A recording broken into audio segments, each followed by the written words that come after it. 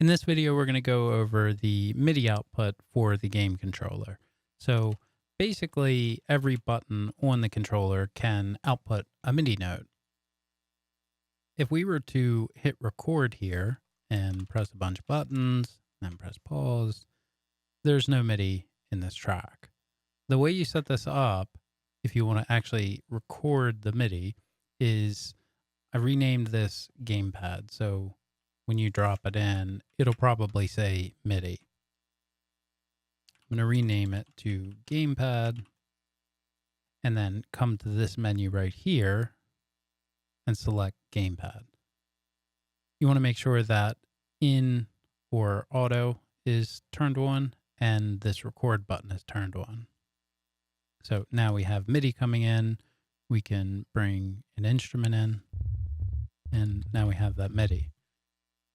If you have several tracks that you want to send MIDI to, and Ableton won't let you turn multiple record buttons on, you'll just go to Settings, Record, Warp, and Launch, and make sure that, I think it's ARM. Yeah.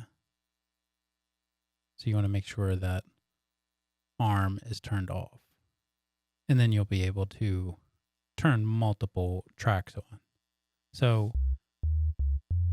you can see what one of the issues is here is all of these tracks are getting the MIDI from the gamepad, and so it's getting all of the buttons.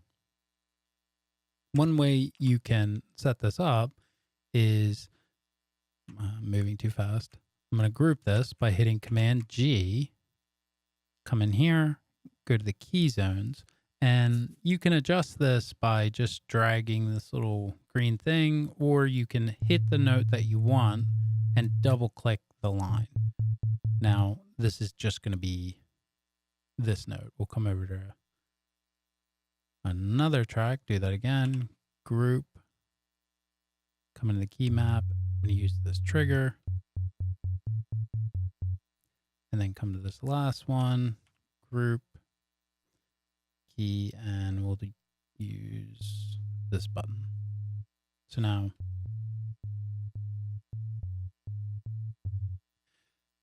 the way you should think about the note output on this, like, it's not really going to make a lot of sense to try and use this like a keyboard. So on a keyboard, you can play different notes or play a chord or whatever else. It'll be pretty tedious to sort of set this up so every note, is kind of part of a particular scale. It just really wouldn't make sense, in my opinion. I would say it'd make more sense to sort of, if you wanted to use this as a modulation source and then have your keyboard next to you to sort of play notes and stuff like that. The way I use it is looking at these more like control numbers rather than notes. So, for example, if you look right here, A1 is what's going to trigger this particular meld. So I'll bring a pitch in first, and I'm going to scale it up to C. So now we're at C, and then I can bring a chord in, and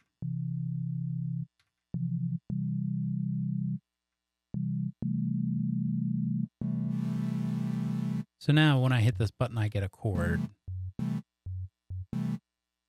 This one, I'll do a pitch to scale it up to C or down to C. So 1, 2, 3, 4, 5.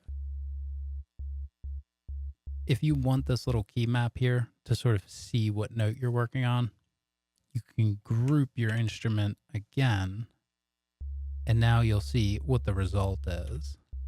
So now we can see we're on C. So now we have a bass note to go with our chord.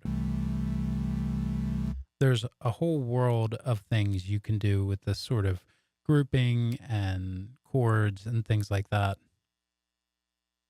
I'll just give you one quick example here, which would be to group these, and then you can duplicate 4 of them. So now we have 4 different chords, and then you could use something like the D-pad switch to sort of select different chords. So we'll change this to something like that.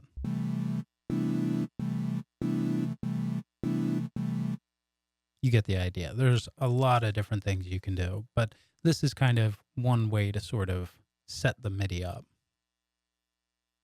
So now when you go to record something, it'll record the notes coming in. So that would be one note, and then, you would have your chords and stuff follow that. The other way to set it up, which is probably going to be a little bit more simple, is to just do a drum rack. Because now most of that work is done for you. So now you can just sort of select the notes, see what pops up down here, and kind of drop your instruments in wherever you want. So say I wanted this joystick here, I wanted it to be a different pad. You would just change the note here, and then you can drop your instrument in here and kind of go from there and use it more as a drum rack type system. Yeah, and then the MIDI would get recorded into this track. So that's how MIDI works with the Gamepad Max for Live device.